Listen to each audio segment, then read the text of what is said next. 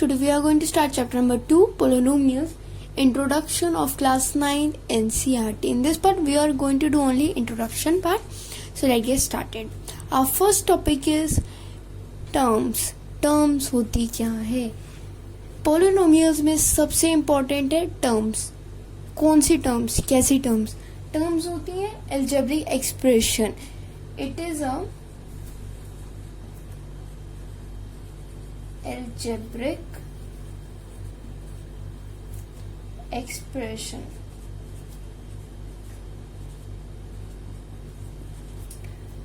ठीक है, जैसे एग्जाम्पल लिया हमने 2x, तो यहाँ पे जो 2 है ये क्या है? हमारा number of coefficient, number of coefficient. और जो हमारा x है ये क्या लिया हमने? वेरिएबल। इसे क्या कहते हैं हम? वेरिएबल। 2 है जो हमारा वो है कोफिशिएंट, और जो x है हमारा वो है नंबर ऑफ वेरिएबल। तो ये तो हमने समझा टर्म्स के बारे में। अब समझते हैं पोलिनोमियल्स के बारे में। पोलिनोमियल्स होती क्या है? पोलिनोमियल्स होते हैं, it is a chain of terms. जो हमारे टर्म्स है उसकी चेन होती है पोलिनोमियल। जैसे हमने एग्जांपल ले लिया 3x² प्लस 4x प्लस 4, ये हमने एक एग्जांपल लिया। अब जो आप कहोगे कि यहाँ पे 4 की तो कोई वेरिएबल है ही नहीं इसमें, यहाँ 4 का तो कोई वेरिएबल है ही नहीं, तो ये आप कैसे सॉल्व, ये आगे हम देखेंगे। पर जो हमारे जहाँ पे 4 की जो वैल्यू है वो कुछ नहीं दी होती, जहाँ पे हमारा वेरिएबल नहीं दिया होता, तो उसमें हम इसकी क्या वैल्यू समझ लेते हैं? x 4 इंटू एक्स की पावर 0, मतलब जो x की है वो पावर 0 मानी जाती है। 0 का मतलब होता है x की पावर 0 का मतलब होता है 1, x की पावर 1। ठीक है, तो यहाँ पे क्या करें? 4 इंटू 1 इज इक्वल टू 4, तो यहाँ पे 4 तभी आया है। ठीक है, तो ये तो हमने समझा पोलिनोमियल्स। पोलिनोमियल्स की हमारे 4 डिफाइन की गई है हमें, तो वो भी देखते हैं वो क्या होते हैं। फर्स्ट है मोनोनोमियल। मोनोनोमियल मतलब सिंगल टर्म, मतलब 2x, तो ये होगी हमारी एक मोनोनोमियल। मोनोनोमियल होते हैं सिंगल टर्म जिसे कहते हैं। सेकंड है हमारे, तो फर्स्ट हमने कर लिया मोनोनोमियल। मोनोनोमियल मतलब सिंगल टर्म, मतलब 2x 3x 4x ऐसे। अब लेते बाइनोमियल। बाइनोमियल मतलब 2 टर्म्स, डबल टर्म्स। ठीक है, जैसे 2x प्लस 3x या 3x² प्लस 4, ये हमारी बाइनोमियल टर्म। बाइनोमियल टर्म हमने समझी। अब समझिए ट्राइनोमियल। ट्राइनोमियल टर्म, ट्राई से ही समझ आ रहा है, तीन टर्म्स मतलब 3 टर्म्स, तो क्या 3x² प्लस 4x प्लस 4 या 4x² प्लस 5x 6 माइनस 6, तो ये हमारी हो गई ट्राइनोमियल। पोलिनोमियल जिसपे हमारा चैप्टर बेस्ड है, ये कौन सी टर्म्स होती हैं? ये होती हैं more than 3 terms.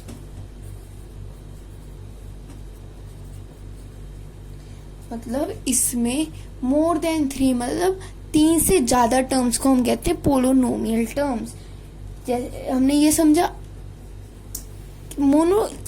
Polynomial, trinomial, binomial और मोनोनोमियल, ये सारे जो पार्ट्स हैं वो हमारे पोलिनोमियल्स के ही हैं।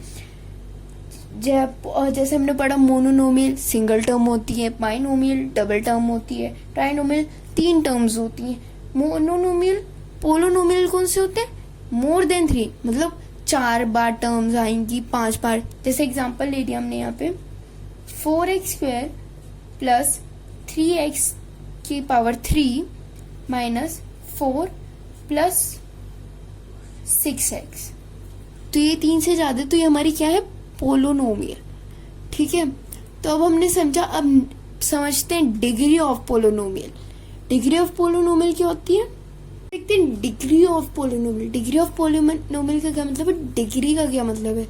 पोलिनोमियल का तो मतलब समझ चुके हैं, पर डिग्री का क्या मतलब है इसमें? डिग्री का मतलब होता है हाईएस्ट पावर। हाईएस्ट पावर, ठीक है, डिग्री का मतलब होता है हाईएस्ट पावर।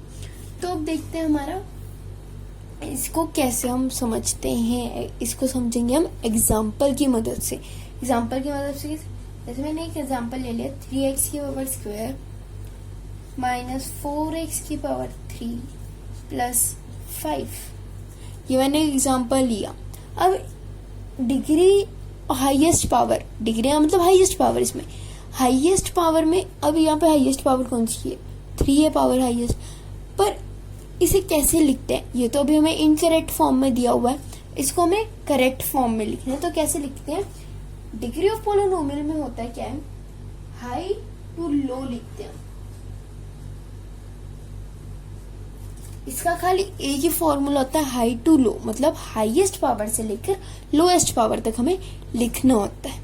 ठीक है, तो यहाँ पे हमने ये इक्वेशन दी हमें एक, तो अब इसको हमें हाईएस्ट पावर से लेकर लोएस्ट पावर तक लिखना है। तो कैसे लिखेंगे, जैसे हम असेंडिंग डिसेंडिंग नहीं करते, बस इसमें असेंडिंग होता है, डिसेंडिंग नहीं होता।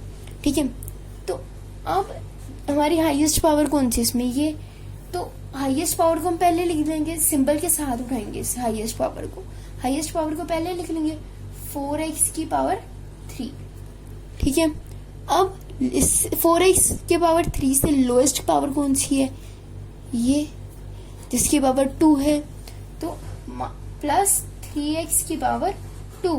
अब इससे भी लोएस्ट कौन सी पावर है, ये जिसकी कोई पावर ही नहीं, मतलब जिसको हम 0 मानते हैं, जिसकी पावर वो, तो प्लस 5। तो ये क्या बन गई हमारी असेंडिंग में, मतलब high to low, highest to lowest हमने इसको लिख दिया, मतलब इसकी करेक्ट फॉर्म में लिख दी। तो ये तो समझो हमारी डिग्री के बारे में, जिसका डिग्री ऑफ फॉर्मूला होता है। अब जो डिग्री ऑफ पोलिनोमियल को भी इन्होंने 3 पार्ट्स में डिवाइड कर रखा है। अब जो डिवाइड कर रखा है वो उन्हें समझ के उनको क्या कहते हैं। इन्हें 3 पार्ट्स में कौन कौन से डिवाइड कर रखा है, लीनियर, क्वाड्रिक, क्यूबिक। ठीक है, लीनियर होती है जिसकी पावर 1 होती है, जैसे 3x प्लस 2। अब 3x की पावर 1 है, लीनियर होती है जिसमें हमारा एक ही वेरिएबल होता है और उस ए वेरिएबल की पावर 1 होती है, और जो हमारे आगे टर्म दी होती है उसकी कोई पावर नहीं होती। ये इसकी पावर 0 है, इसकी पावर x की मतलब 1 है पावर। ठीक है, तो ये होगी हमारी लीनियर इक्वेशन। अब देखिए क्वाड्रिक होती है जिसकी पावर 2 होती है, मतलब 3x की power 2 plus 2x plus minus 2। तो इसमें सबसे बिगेस्ट पावर कौन सी है, 2, तो ये कौन सी होगी, क्वाड्रिक इक्वेशन। तो आपने कहा यहाँ पे 2 क्यों दिए, 2 फिर 1 फिर 3, फिर अब देखते हैं हमारा, तो ये क्या बना हमारा क्वाड्रिक इक्वेशन। अब देखते हैं क्यूबिक इक्वेशन। क्यूबिक क्या होता है, जिसकी पावर 3 होती है, मतलब 3x की पावर 3 प्लस 2x की पावर 2 माइनस 2x प्लस 1। तो ये बन गया हमारी क्यूबिक। क्यूबिक में इसकी सबसे बिगेस्ट, पूरी इक्वेशन में सबसे बिगेस्ट हमारी कौन सी है, 3 पावर है हमारी सबसे बिगेस्ट, तो ये होगी हमारी क्यूबिक। तो इसी के साथ हमारा जो इंट्रोडक्शन पार्ट है चैप्टर 2 का वो कंप्लीट होता है। अब नेक्स्ट एक्सरसाइज में हम देखेंगे इसकी, नेक्स्ट पार्ट में देखेंगे एक्सरसाइज 2.1।